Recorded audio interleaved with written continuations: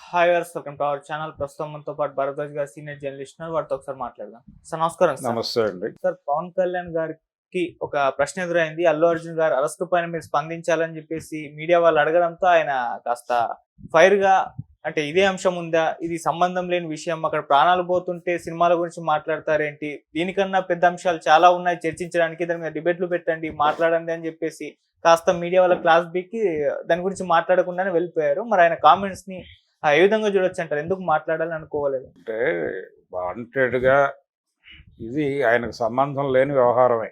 ఉమ్, ఎందుకంటే ఒకటి ఇక్కడ ఈ సంఘటనకు సంబంధించి ఎటు మాట్లాడలేని ఒక జటిలమైన పరిస్థితి ఉంది. పవన్ కళ్యాణే కాదు, చిరంజీవి కూడా ఇప్పటిదాకా మీడియా ముందుకు కానీ ఎక్కడికి వచ్చి ఆ విషయం మీద మాట్లాడలేదు. అలాగే ఆయన అర్జున్ అరెస్ట్ అయినప్పుడు అరవింద్ ఇంట్లో లేని సమయంలో వెళ్ళి ఇంట్లో ఉన్న మిగిలిన కుటుంబ సభ్యుల్ని ఓదార్చి వచ్చారు తప్ప, అర్జున్ రిలీజ్ అయిన తర్వాత బెయిల్ మీద ఇంటికి వెళ్ళి అభినందించలేదు, లేకపోతే ఓదార్చలేదు, భరోసా చెప్పలేదు, ఏమి మాట్లాడలేదు. కేవలం ఆయన వైఫ్ మాత్రమే వెళ్ళి అక్కడ మాట్లాడి వచ్చేసారు. ఆ తర్వాత అర్జున్ తన ఇంటికి వచ్చాడు. వచ్చిన సందర్భంలో కూడా బయట మీడియా హడావిడి చేసింది, కానీ వారు బయటకు రాలేదు, మాట్లాడలేదు. ఫర్దర్గా కూడా వాళ్ళు మాట్లాడరు ఈ విషయం మీద. ఎందుకంటే ఇక్కడ ఒక చిన్న ప్రాబ్లం ఉంది. ఈవెన్ అరవింద్ కూడా ఉంది ఆ ప్రాబ్లం. ఎందుకు మాట్లాడరు? ఏ సినిమా వాళ్ళు మాట్లాడలేదు, ఒకళ్ళిద్దరు తప్ప. వాళ్ళు కూడా నర్మగర్భంగా మాట్లాడారు తప్ప సీరియస్గా కాన్షియస్గా మాట్లాడలేదు. సమస్యని సానుకూలంగా పరిష్కరించుకుంటే బాగుంటుంది అన్నారు తప్ప అల్లు అర్జున్ని సమర్థిస్తూనో లేకపోతే వ్యతిరేకిస్తూనో మాట్లాడలేదు. ఎందుకు అంటే ఇక్కడ ఒక గొడవ ఉంది. ఈ పవన్ కళ్యాణ్ ఇష్యూకే వస్తే, తను ఆ రోజు హైదరాబాద్ వచ్చాడు. ఆయన వెళ్ళి అల్లు అర్జున్ని కలవబోతున్నారు అని ప్రచారం జరిగింది. అటువంటిది ఏం జరగలేదు. ఆయన వచ్చి తన పనేదో తను చూసుకుని వెళ్ళిపోయాడు. ఎందుకు వెళ్ళిపోయాడు, ఏమిటి ప్రాబ్లం ఈ ఇష్యూలో అంటే, ఇప్పుడు ఒకటే సమస్య ఎవరికైనా, పవన్ కళ్యాణ్కైనా ఎవరికైనా కానీ, జరిగిన సంఘటన దురదృష్టకరం అని అంటే మాత్రమే సరిపోయే వ్యవహారం కూడా కాదు అది. అది ఒక హీరో తాలూకా అభిమానుల సందోహం చేసినటువంటి కల్పించినటువంటి ఒక బీభత్స వాతావరణంలో మరణం సంభవించింది అక్కడ.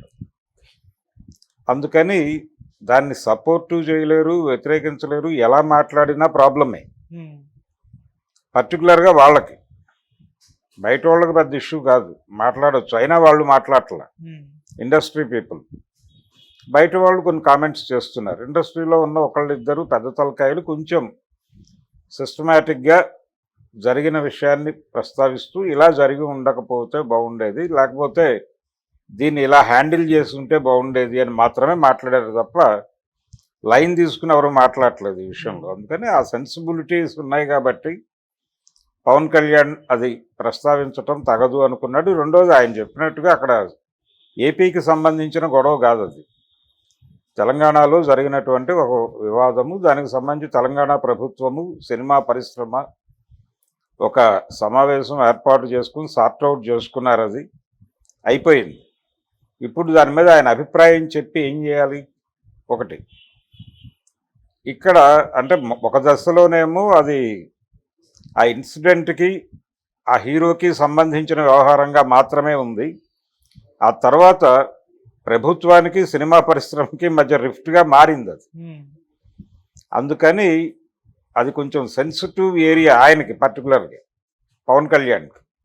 అందుకని కూడా ఆయన ఈ విషయం మాట్లాడదలుచుకోలేదు. అంత మాత్రం చేత ఆయన ఏదో అల్లు అర్జున్కి వ్యతిరేకను లేకపోతే రేవంత్ రెడ్డికి వ్యతిరేకను అనుకోనక్కర్లేదు. ఏపీకి సంబంధించిన వ్యవహారాలు అనేకం ఉన్నాయి, వాటి మీద ఏదన్నా మీరు ప్రశ్నలు అడగండి, మాట్లాడదాం అనేది ఒకటి. ఆ రెండోది, ఆయన ఇంకో మాట అన్నాడు అక్కడ. ఆయన ఎవరో చనిపోతే పరామర్శకు వచ్చినప్పుడు జరిగిన గొడవ ఇది. అప్పుడు ఆయన అన్నమాట ఏంటంటే, ఒక పక్కన మనుషులు చనిపోతే ఈ గొడవ ఏమిటయ్యా అన్నాడు.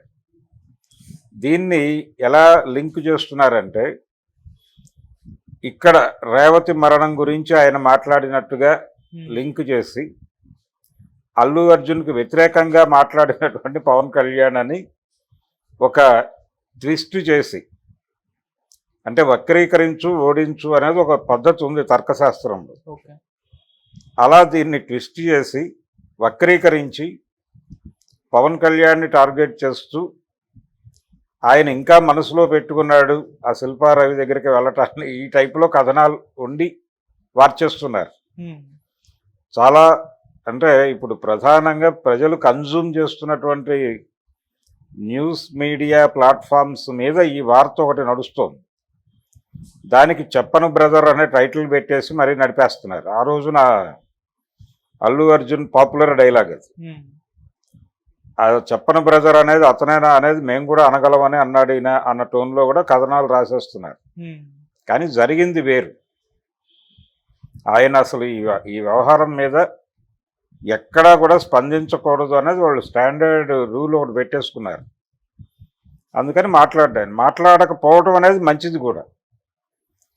ఎటు మాట్లాడినా ఇబ్బంది. ఏం మాట్లాడతారు అసలు? వాళ్ళ దగ్గర నుంచి ఆశించడం అంటేనే టీజ్ చేయటం. విషయం అందరికీ తెలుసు. ఇప్పుడు ఆ ప్రశ్న అడిగిన వ్యక్తికి కూడా తెలుసు ఆయన ఎందుకు మాట్లాడడు అనేది. కాకపోతే ఒక చిన్న టీజింగ్, ఒక చిన్న అలా గుచ్చితే పోక్ చేస్తే ఏదైనా మాట్లాడతాడేమో అని ఒక ఆశ.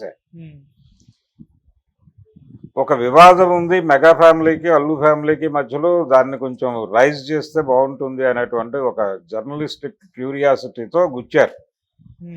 ఆయనకి అర్థమైంది సీన్. అర్థమయ్యి ఆయన పద్ధతిలో రియాక్ట్ అయ్యి ఆయన అన్న చిన్న మాట పట్టుకుని మళ్ళీ దాన్ని ట్విస్ట్ చేసి అల్లు అర్జున్కు వ్యతిరేకంగా ఒక కథనం వల్లే ప్రయత్నం చేశారు. చాలామంది విషయంలో జరుగుతోంది అదే. వాళ్ళు మాట్లాడుతున్నది ఒకటి, పర్టికులర్గా ఈ ఇద్దరు ముగ్గురు అయితే వివరణలు ఇచ్చుకోవాల్సిన పరిస్థితి కల్పించారు. సురేష్ బాబు గారు వివరణ ఇవ్వాల్సిన పరిస్థితి కల్పించారు కదా థంబ్నెయిల్స్ ద్వారా.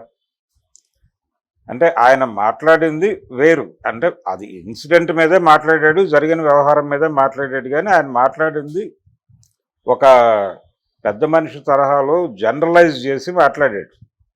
ఆ జనరలైజ్డ్ స్టేట్మెంట్ని పర్టికులర్గా ఒక వ్యక్తికి ఆపాదిస్తూ థంబ్నెయిల్స్ పెట్టేసరికి ఆ చూసిన వాళ్ళు టార్గెట్, అదేదో సురేష్ బాబు వాంటెడ్గా ఒకళ్ళ మీద దాడి చేసినట్టుగా అనిపిస్తుంది. లోపలికి వెళ్ళి చూడటం కంటే కూడా దాన్ని చూసి ఒక ఒపీనియన్ ఫామ్ చేసుకునే ప్రమాదం ఉంది. ఇది తమ్మారెడ్డి భరద్వాజ్ గారి విషయంలో కూడా జరిగింది. ఆయన మాట్లాడింది ఒకటి, వీళ్ళు వాడిన థంబ్నెయిల్స్ ఒకటి. దాంతో అంటే పర్సనల్గా వ్యక్తుల మధ్య కూడా వైరం ఏర్పాటు చేయటువంటి పద్ధతిలో వెళ్ళిపోతుంది. ఇది ప్రమాదం. ఈ క్రమంలో చూస్తే పవన్ కళ్యాణ్ స్పందించినటువంటి పద్ధతి జెన్యూన్గానే ఉంది. ఆయన్నేమి తప్పు పట్టాల్సినటువంటి అవసరం లేదు. వాళ్ళకుండే లిమిటేషన్స్ వాళ్ళకున్నాయి, వాళ్ళకుండే గోళలు వాళ్ళకున్నాయి.